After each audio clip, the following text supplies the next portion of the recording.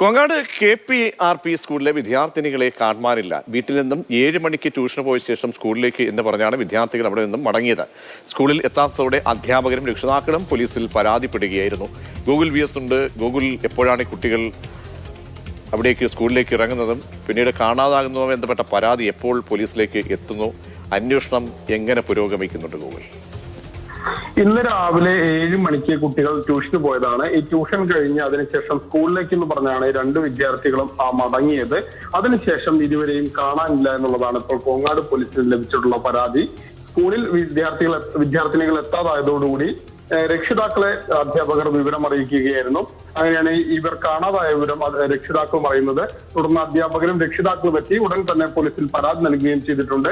ഇപ്പോൾ വിദ്യാർത്ഥികൾക്കായുള്ള തിരച്ചിൽ കോങ്ങാട് പോലീസ് ആരംഭിച്ചിട്ടുണ്ട്. ഇവർ ഫോൺ ഉപയോഗിച്ചിട്ടില്ല.